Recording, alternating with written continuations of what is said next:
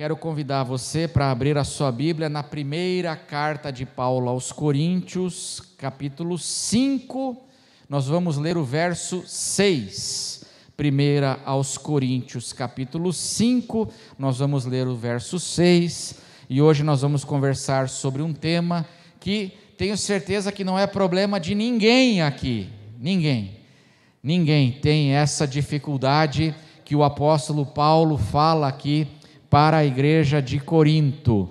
Que problema é esse? Vamos ler juntos? 1 aos Coríntios 5, 6, vamos ler juntos? Não é bom esse orgulho que vocês têm. Por acaso vocês não sabem que um pouco de fermento leveda a massa toda? Amém, irmãos? Quero conversar hoje um pouquinho sobre o tratar o orgulho que contamina o nosso coração. É um problema que ninguém tem aqui, né? O problema do orgulho. Você é orgulhoso, irmão? Você é orgulhoso? Esse é um problema, né? Que assim, só a igreja de Corinto tinha, né? E a gente não tem que lidar com isso, mas vai que, né? A gente tem que lidar com o orgulho, né? Somos orgulhosos, e aí a palavra de Deus tem muito a nos falar sobre isso. A igreja de Corinto, irmãos, ela é uma igreja conhecida por seus problemas. Quando a gente lê o Novo Testamento, a igreja de Corinto, ela é chamada assim, aquela igreja extremamente problemática. Ela era uma igreja cheia de divisões, cheia de separações, cheia de brigas, cheia de conflitos, cheia de coisas que desagradavam a Deus, tinha problemas de imoralidade, problemas de discussões, problema de bagunça dentro da igreja, uma bagunça, e a igreja se reunia, era uma confusão, e essa era a igreja de Corinto. E o apóstolo Paulo, quando vai escrever a sua carta, ele fala que o que está no cerne, no centro dessas questões, e isso percorre toda a carta, é o problema do orgulho. Não é bom esse orgulho que vocês têm. Tudo isso era causado pelo orgulho. O orgulho, ele é a principal causa das nossas maiores dificuldades, quando nós nos tornamos pessoas assim orgulhosas. Mas o que é o orgulho, irmãos? O que é esse orgulho que o apóstolo Paulo tantas vezes fala aqui nessa carta e trabalha com esses irmãos? Texto que nós lemos aqui, 1 aos Coríntios 5, 6, ele fala que o orgulho é um fermento. O orgulho é um fermento que deixa a gente inchado. Quando você põe, o que acontece quando você põe fermento na massa? A massa fica inchada. E o que Paulo está dizendo aqui é que o orgulho é um fermento que deixa a gente inchado, deixa a gente arrogante. O orgulho, ele deixa a gente inchado, assim, de um sentimento de superioridade. Eu sou superior ao outro. Eu sou maior do que o outro. Eu sou mais importante. Quem é você? Quem você pensa que é para falar comigo assim? Você sabe com quem você está falando? Uma vez, tocou o telefone numa empresa, o sujeito atendeu o telefone, e aí a pessoa do outro lado falou assim, eu preciso que seja trazido aqui para mim o relatório, tal e tal, até às 5 da tarde. E a pessoa falou assim, eu não vou levar. Aí a pessoa do outro lado da linha falou assim, você sabe com quem você está falando? E ele disse, não sei, com quem? Falou, é com o diretor da empresa. E aí o cara falou assim, e você sabe com quem você está falando? O diretor falou assim, não. Ele falou, graças a Deus, ainda bem, me livrei dessa. Orgulho. Você sabe com quem você está falando? É um fermento que deixa a gente inchado, inchado desse sentimento de superioridade, inchado daquela ideia de que eu tenho razão, eu que tenho a razão, é a pessoa que tem que vir aqui, eu tenho a razão, que é isso, e pá, pá, pá. Esse é o orgulho. É talvez daqui que vem aquela expressão, você já deve ter ouvido, né? Nossa, o fulano está inchado de orgulho. Você já ouviu isso? Assim, né? Está inchado de orgulho, e isso acontece. O que é o orgulho, irmãos? O orgulho é o contrário da humildade. Orgulho é o contrário da humildade.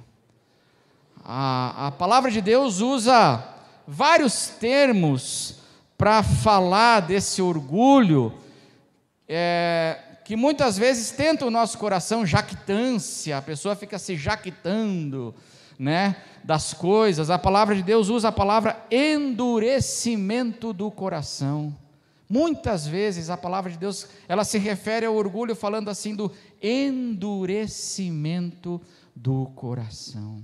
A pessoa se endurece, a pessoa não quer ouvir, a pessoa não quer refletir, ela fica dura. O que é o orgulho? O orgulho é uma tentação que vem sobre todos nós. Eu falei que a gente não tem esse problema aqui, mas é brincadeira. O orgulho é uma tentação que vem sobre todos nós. Eu e você, meus irmãos, nós vamos ter que lidar na nossa vida constantemente com essa tentação do orgulho. Essa tentação de querer dar o carteiraço, é a tentação desse sentimento de superioridade em relação aos outros. A palavra de Deus fala de grandes heróis da Bíblia que tiveram que lidar com o orgulho. Grandes. Davi, quando ele cometeu pecados terríveis, no Salmo de número 32, ele fala: enquanto eu calei o meu pecado, enquanto eu calei, eu ignorei, eu fui duro, eu não reconheci que eu tinha pecado, eu calei. Ele diz que envelheceram os seus ossos e o coração dele se tornou seco, sequidão de estio. Ele fala: eu me tornei um homem seco, eu me tornei um homem duro, enquanto ele não reconhecia o seu erro terrível que ele cometeu, porque ele cometeu adultério e ele cometeu assassinato, mas ele não reconhecia. Veja como um homem de Deus, um homem segundo o coração de Deus, pode se tornar uma pessoa aí possuída por esse sentimento de superioridade, desse orgulho, ficar inchado dessa maneira. O apóstolo Paulo lutou com isso. O apóstolo Paulo, e aqui na carta aos Coríntios, o apóstolo Paulo fala que conhecimento ensoberbece. Conhecimento deixa a pessoa arrogante. Pode deixar, nem sempre, amém? Conhecimento é bom, mas uma pessoa que busca conhecimento pode ficar muito arrogante. E ele diz isso na primeira carta e ele diz isso na segunda carta aos Coríntios, porque ele fala que ele teve revelações imensas, grandes revelações. E aí ele diz assim na segunda carta aos Coríntios: para que eu não ficasse orgulhoso, para que eu não ficasse soberbo, com a grandeza das revelações foi-me posto um espinho na carne, um mensageiro de Satanás, para me esbofetear, para que eu não ficasse prepotente. Veja, irmãos, essa é uma tentação que todos nós teremos que lidar com ela. Então, o que é esse orgulho que Paulo diz aqui que não é bom? Não é bom esse orgulho que vocês têm aí, igreja de Corinto, não é bom. Esse orgulho, então, é esse fermento que deixa a gente com aquele sentimento de superioridade, que está todo mundo errado, eu que estou certo, e aquela dureza de coração, que não reconhece a sua fragilidade, pecado e humanidade. Por que o orgulho não é bom? Por que o orgulho não é bom? E aqui eu quero só trabalhar rapidamente 3 razões que eu vejo aqui, quando Paulo trabalha com a igreja de Corinto. Em primeiro lugar, o orgulho não é bom, Porque a pessoa orgulhosa, ela esquece que tudo o que ela tem vem da graça de Deus. Amém, irmãos? O orgulho não é bom, porque a pessoa orgulhosa, ela esquece que tudo o que ela tem vem da graça de Deus. E a igreja de Corinto foi uma igreja que começou a esquecer qual era a fonte das suas bênçãos, qual era a fonte da sua riqueza. E por isso eles começaram a ficar cheios de orgulho. E quando você tem um grupo de pessoas, todo mundo orgulhoso, vai dar certo ou não? Não vai dar certo, isso vai dar guerra. Vai dar guerra, e não deu outra, a igreja de Corinto, porque estava todo mundo cheio de orgulho. 1 Coríntios, capítulo 4, verso 7, um capítulo anterior, ele está falando de orgulho. 1 Coríntios 4, 7, ele diz assim, vamos ler juntos aí? Vamos ler juntos? Pois quem é que faz com que você sobressaia? E o que é que você tem que não tenha recebido? E se o recebeu, por que se gloria como se não o tivesse recebido? Por que você se orgulha? O argumento do apóstolo Paulo aqui é que a igreja estava brigando, e aí o apóstolo Paulo diz assim, irmãos, quem é que faz com que você se sobressaia? São os teus méritos? É porque você é o sabichão? É porque você é o cara? Não, é por causa da graça de Deus. Igreja de Corinto, vocês receberam uma abundância de riquezas que veio de Deus. Então parem de ser orgulhosos e por causa desse orgulho ficarem disputando e competindo, ele fala. Parem com isso. O que é que você tem que você não tenha recebido? O que você tem que você não tenha recebido? Você tem emprego, meu irmão, é porque a graça de Deus foi sobre você. Se você tem família, é porque a graça de Deus foi sobre você. Se você tem recursos, é porque a graça de Deus veio sobre você. O que você tem que você não tenha recebido? E se você o recebeu, por que se gloria como se não o tivesse recebido? Tudo vem da graça de Deus. O Senhor Jesus disse que o meu Pai faz o sol dele nascer sobre justos e injustos, e a chuva dele cair sobre a lavoura do justo, a lavoura do injusto. Ou seja, a gente só tem, sabe por quê? Porque Deus, na sua graça, decidiu que hoje o sol ia brilhar de novo. O sol é dele. Irmãos, se a gente parasse para pensar, como na nossa vida tudo é resultado de infinitas bênçãos que vêm sobre nós. Abundância de graça e de bênção. É o que a palavra de Deus ensina, você não tem nem ideia. Você está respirando aqui hoje, você tomou café, eu acho, né? Não vou nem pedir para levantar a mão, quem tomou café. Você tomou café. Tudo isso é graça, irmão. Tudo isso é graça. Tudo isso é bênção. Me fortaleceu para eu vir aqui hoje. E os talentos que eu tenho, os dons que eu tenho, tudo vem de quem? Tudo vem de Deus. Mas o orgulhoso, ele começa a esquecer que tudo o que ele tem vem da graça de Deus. 1 Coríntios capítulo 1. Olha o que diz o apóstolo Paulo, do verso 4 em diante. Primeiro, ele começa a carta aqui com louvor, 1 Coríntios 1, 4 a 9, coisa que a igreja estava esquecendo, a igreja de Corinto. Ele fala assim, sempre dou graças ao meu Deus, por vocês. Por causa do quê, irmãos? Por causa do quê? Da graça de Deus, do favor imerecido. Graça que foi dada, vocês não conquistaram, ela foi dada para vocês. Favor que vocês não mereciam e que Deus deu para vocês. Você comprou a graça? Você comprou bênção? Não, irmão, isso foi dado para vocês. Em Cristo Jesus, tudo foi dado em Cristo.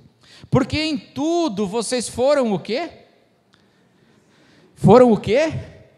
Em tudo vocês foram, igreja, vocês foram enriquecidos. Não é que vocês se enriqueceram, vocês foram, está na voz passiva. Vocês foram enriquecidos nele, em toda a palavra e em todo o conhecimento. Assim como o testemunho de Cristo tem sido confirmado em vocês, de maneira que não lhes falta nenhum dom, enquanto aguardam a revelação de nosso Senhor Jesus Cristo. Vocês têm recebido dons,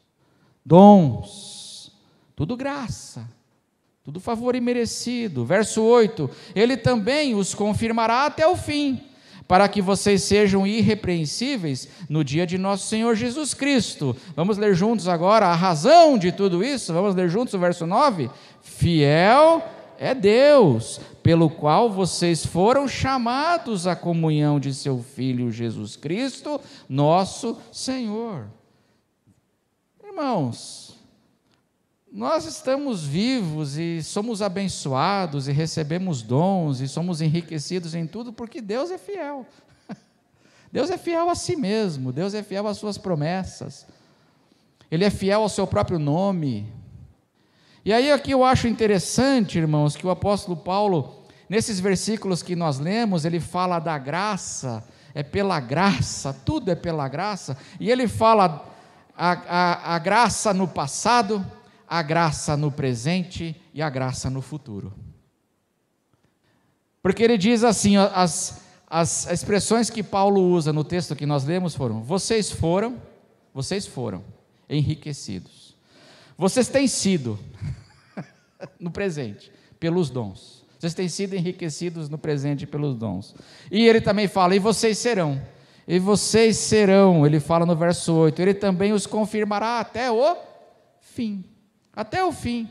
Vocês foram, vocês têm sido e vocês serão. Alvos do quê? Da fidelidade de Deus. Aí vem a pergunta: por que o orgulho?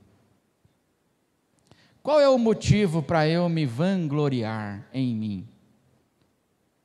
Se eu só estou em pé aqui, irmão, não é porque eu como salada, eu não como, tá? Minha religião não permite, né? Mas vai que, né?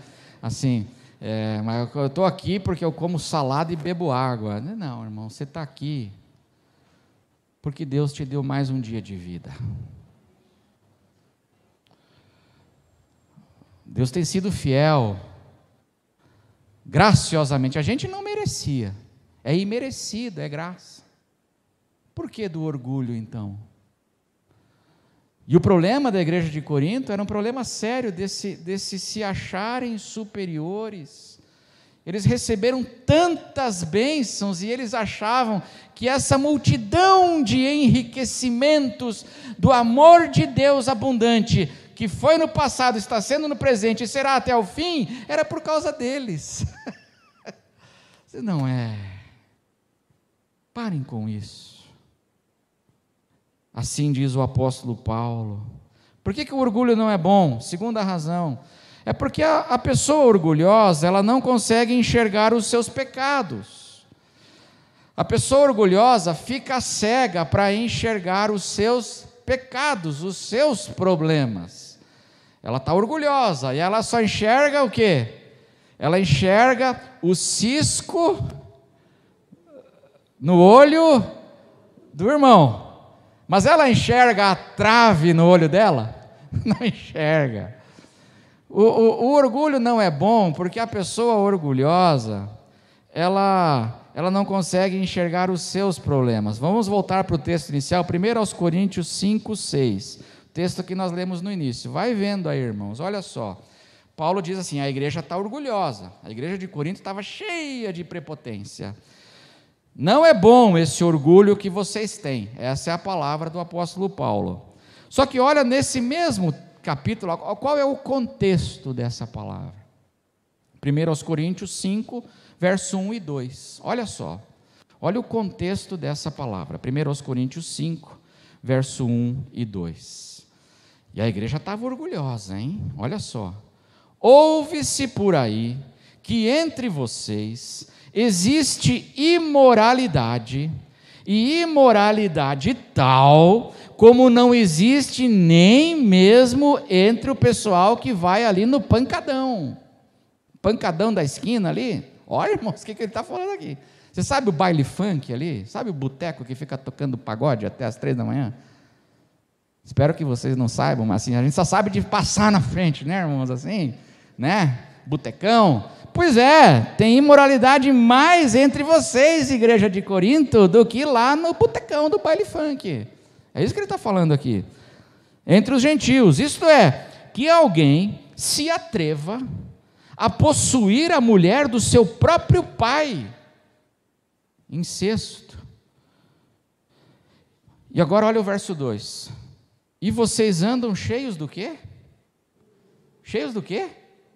E vocês andam cheios de orgulho quando deveriam estar chorando, deveriam ter lamentado e tirado do meio de vocês quem fez uma coisa dessas. Você percebe o que Paulo está dizendo aqui para essa igreja? Paulo está dizendo assim: escuta, vocês, igreja, vocês estão assim se achando superiores, mas vocês não enxergam e vocês não estão querendo ver que no meio de vocês estão com um monte de coisa errada, pecado, e vocês estão orgulhosos. Vocês deveriam estar tristes, não orgulhosos. A igreja de Corinto estava se achando a última bolacha do pacote, mas Paulo diz que eles deveriam estar se entristecendo. É muito curioso que essa igreja aqui, ela estava inchada de orgulho, mas ela também tinha problemas seríssimos. Alguns problemas para a gente citar: divisões, imoralidade muito séria aqui, capítulo 5. Uma outra, heresias muito graves estavam correndo, a igreja estava assim, aceitando heresias gravíssimas e seríssimas. Lá no capítulo 15, o apóstolo Paulo vai falar que estava circulando dentro da igreja o ensino de que não existe ressurreição. Tem gente ensinando no meio de vocês que não existe a ressurreição, e vocês estão orgulhosos. O que isso ensina, irmãos? Isso ensina que o orgulho não é bom, porque quando eu estou orgulhoso, eu não enxergo os meus pecados, ainda que sejam seríssimos, eu não consigo enxergar. Por quê? Porque o orgulho não deixa. A gente só enxerga o quê? O cisco no olho dos outros, mas não vê o poste enterrado no próprio olho. Isso é uma lei do Evangelho. Por isso que o orgulho, ele não é bom.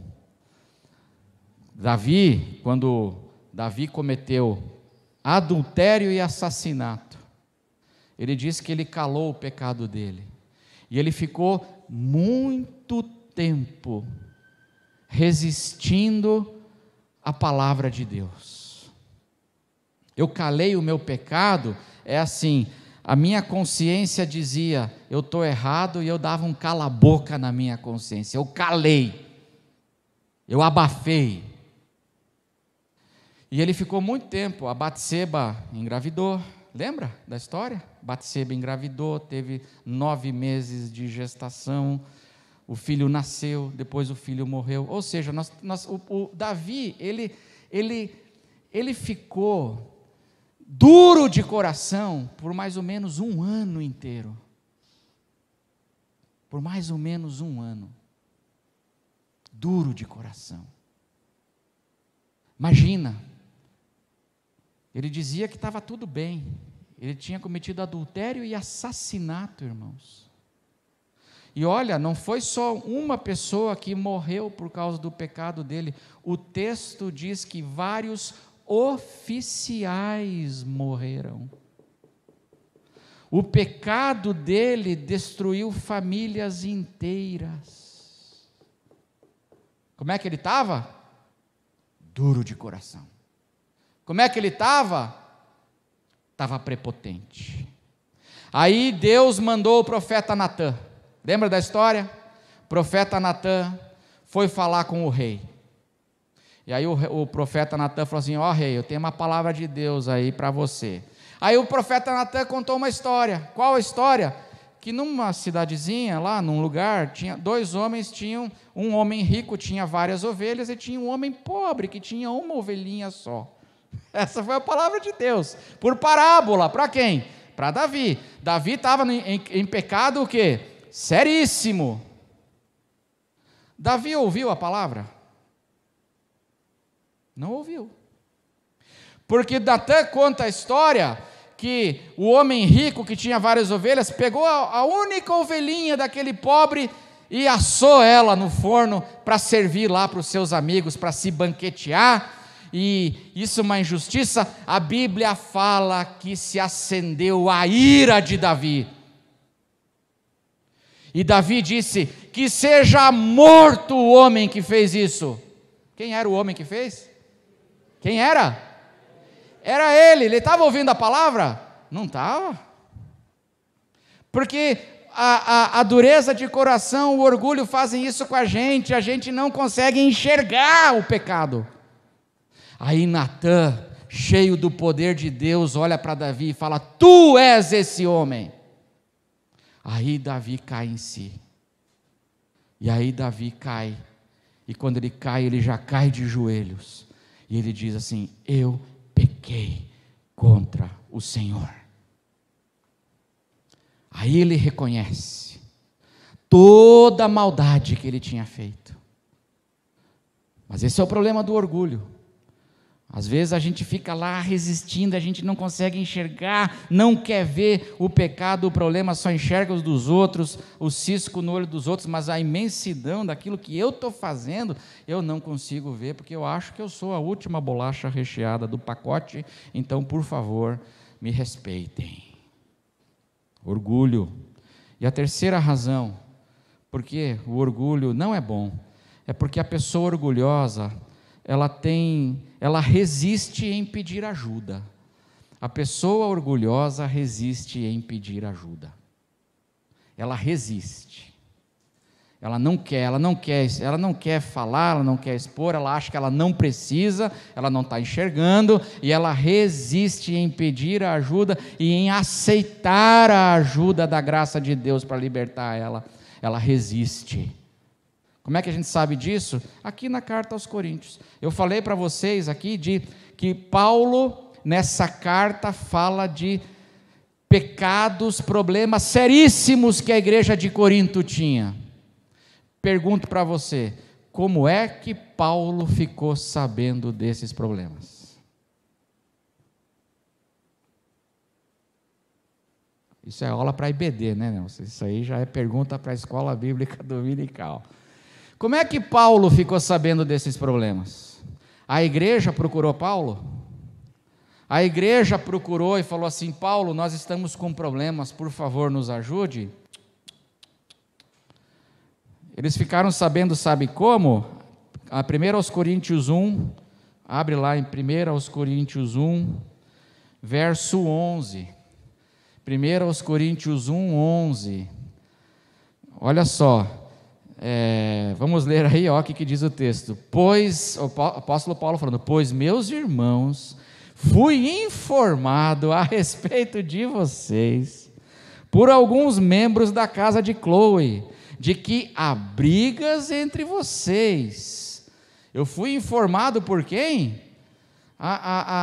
Os irmãos lá, os membros da casa de Cloe me mandaram um WhatsApp, falando assim: Paulo, você não tem ideia da bagunça que está lá, Paulo. Não foi a igreja que estava com problema que mandou pedido de ajuda. Não foi a igreja que pediu socorro. Paulo ficou sabendo por outras pessoas. Capítulo 5, que nós lemos, o verso 1. Olha o que diz Paulo aqui, capítulo 5, verso 1. Parece hoje em dia, né, irmãos? É um negócio sério demais, né? Olha como a palavra é atual. Ouve-se por aí, ouvi no YouTube, o cara ligou o YouTube, estava lá a notícia, né? Ouve-se por aí. Olha o negócio espalhando. Olha o negócio, ouve-se por aí, tem um pessoal por aí dizendo que entre vocês existe imoralidade, e imoralidade tal que nem entre os gentios acontece o que está acontecendo entre vocês. A gente está ouvindo o pessoal, está todo mundo falando por aí, gente. Mas eles pedem ajuda? Como é que Paulo escreve essa carta e trata os principais problemas? É porque ele ouviu de outros. E aí ele vem em socorro e intervenção. Esse é o problema do orgulho, irmãos. A pessoa orgulhosa, ela tem resistência em pedir ajuda e receber ajuda, porque ela acha que ela não precisa.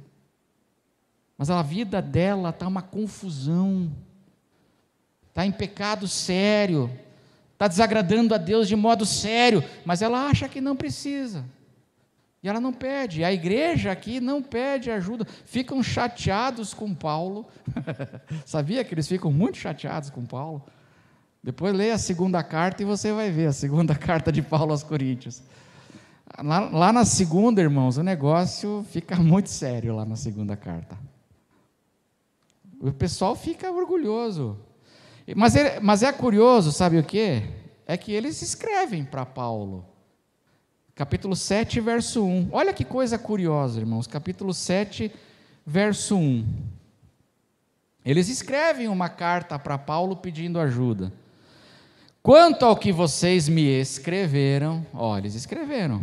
Quanto ao que vocês me escreveram, é bom que o homem não toque em mulher. Isso era uma afirmação que eles faziam, é bom que o homem não toque em mulher. Digo que por causa da imoralidade, cada homem tem a sua esposa e cada mulher tem o seu próprio marido. E aí ele começa a trabalhar. Olha que curioso, a igreja escreve para Paulo, mas ela escreve para perguntar sobre duas questões: casamento e comida sacrificada aos ídolos. E Paulo responde essas questões deles, que são questões mais teológicas. Mas você percebe que os principais problemas, eles não tocam. Eles tocam outros. Eram problemas importantes, mas não eram os principais problemas da igreja. Os principais dificuldades da igreja, o apóstolo Paulo soube pelos irmãos da casa de Chloe, os membros da casa de Chloe, e o apóstolo Paulo soube porque o pessoal por aí está comentando, viu, gente? Eu fui num café lá, o pessoal estava falando, vocês viram lá na igreja de Corinto, que confusão. O pessoal estava comentando, Paulo estava provavelmente em Éfeso, e o pessoal comentando. E aí ele soube, aí ele trata. O que isso significa, irmãos? Que o orgulho, a pessoa orgulhosa, o orgulho não é bom porque a pessoa tem resistência em pedir ajuda e receber ajuda. Ela se isola, ela não fala, e quando fala, fala de questões, mas não toca no essencial. E por isso, fica nessa situação de coração duro e deixa de desfrutar libertação do pecado, libertação de coisas que a palavra de Deus tem para gerar para nós. Amém, irmãos? Então, para a gente começar, é só para a gente começar a tratar o orgulho. Em primeiro lugar, reconheça que você necessita de graça e misericórdia constantemente na tua vida, irmão. Constantemente, ontem, hoje e amanhã, eu preciso de misericórdia na minha vida. Reconheça isso. Reconheça que a pessoa com a qual você está em conflito está tendo que ter misericórdia de você. Você tem que ter paciência com a pessoa, e a pessoa tem que ter paciência com quem? Com você. Reconheça. Pare de reparar no cisco do olho do teu irmão e reconheça o poste que há no seu olho. E em terceiro lugar, reconheça que você precisa pedir perdão e ajuda. Reconheça que você também precisa pedir perdão, que você precisa pedir ajuda, que você tem dificuldades, que você precisa de ajuda para resolver. Amém, irmãos? É assim que a gente só começa a tratar o problema do orgulho. Vamos orar? Vamos orar. Quero convidar os jovens. Eles virão aqui para frente. E que Deus abençoe a sua vida. Vamos ficar em pé. Como eu disse, irmãos, isso aqui é algo com o qual todos nós temos que lidar. Davi, Paulo, Pedro, João, todos eles lidaram com isso. Nós também temos que aprender a lidar com esse orgulho que incha a gente e deixa a gente se achando muitas vezes superior. E isso não é bom. Não é bom quando eu me entrego a isso. Fecha os teus olhos. Fecha os teus olhos. Abra o teu coração para o Senhor. Quem sabe hoje você precisa ser humilde de espírito. Humilde de espírito. E aceitar talvez uma palavra que o Espírito Santo está dando para você, algo que o Espírito Santo está chamando. Deixa esse orgulho para lá, irmão, e aceite o caminho do Senhor. Nosso Deus e nosso Pai, nós queremos pedir que o Senhor tenha misericórdia de nós. Nós reconhecemos que nós somos necessitados da Tua misericórdia. Ontem, somos hoje e seremos para sempre. Tudo que temos vem por causa da Tua fidelidade. O Senhor nos enriquece com palavra, o Senhor nos enriquece com direção, o Senhor nos enriquece com dons, o Senhor nos capacita.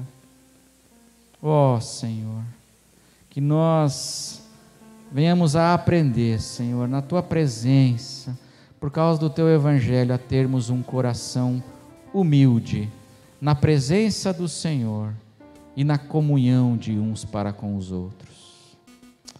Que possamos discernir esse fermento em nós e que o Senhor nos dê a graça, Senhor, de sermos libertos de um coração endurecido. Que o nosso coração seja como o barro na mão do oleiro, moldável pela Tua palavra, Senhor.